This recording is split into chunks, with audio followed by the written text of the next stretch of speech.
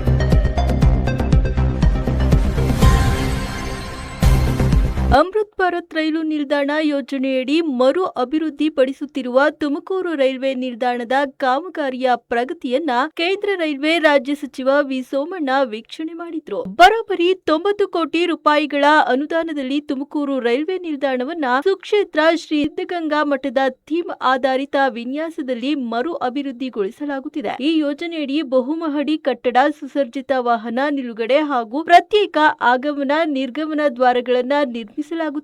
ವಿಶ್ವ ದರ್ಜೆಯ ಮೂಲಸೌಕರ್ಯಗಳೊಂದಿಗೆ ಅಭಿವೃದ್ಧಿಗೊಳಿಸಲಿರುವ ತುಮಕೂರು ರೈಲ್ವೆ ನಿಲ್ದಾಣದ ಕಾಮಗಾರಿಯು ಅತ್ಯಂತ ಶೀಘ್ರದಲ್ಲಿಯೇ ಪೂರ್ಣಗೊಳ್ಳಲಿದೆ. ಹಾಗೆಯೇ ನಿಲ್ದಾಣದ ಲೋಕಾರ್ಪಣೆಯೊಂದಿಗೆ ನಡೆದಾಡುವ ದೇವರು ಪರಮಪೂಜ್ಯ ಲಿಂಗೈಕ್ಯ ಶ್ರೀ ಶಿವಕುಮಾರ ಸ್ವಾಮೀಜಿಗಳ ಹೆಸರನ್ನ ಅಧಿಕೃತವಾಗಿ ನಾಮಕರಣ ಮಾಡಲಾಗುವುದು ಎಂದು ವಿ ಸೋಮಣ್ಣ ತಿಳಿಸಿದರು. ಇನ್ನು ಈ ಸಂದರ್ಭದಲ್ಲಿ ಶಾಸಕರಾದ ಬಿ ಸುರೇಶ್ ಗೌಡ ಹಾಗೂ ಶಾಸಕ ಜಿಬಿ ಜ್ಯೋತಿ ಗಣೇಶ್, ಮುಖಂಡರು, ಹಿರಿಯ ರೈಲ್ವೆ ಅಧಿಕಾರಿಗಳು ಉಪಸ್ಥಿತರಿದ್ದರು.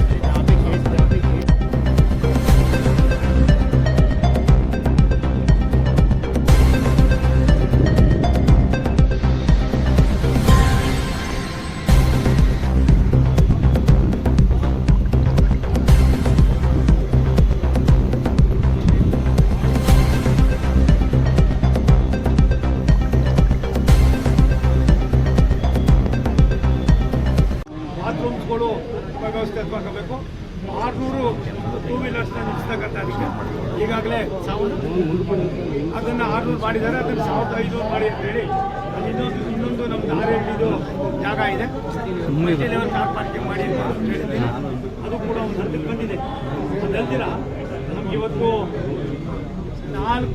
ಬರೀ 20 ಕಾರ್ ನಿಲ್ಲಿಸೋದಕ್ಕೆ ಅವಕಾಶ ಇದೆ.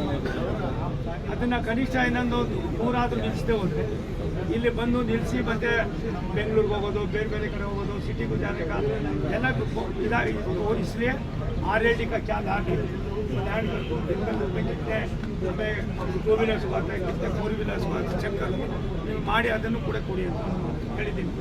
ಮತ್ತು ಇನ್ನೊಂದು ಒಂದೇ ಒಂದು FOB ಹಾಕಿದ್ದು ಮೊನ್ನೆ ಮಾಡಿದ್ವಿ, ನಾವೇ ಬಂದು ಮಾಡಿದ್ವಿ.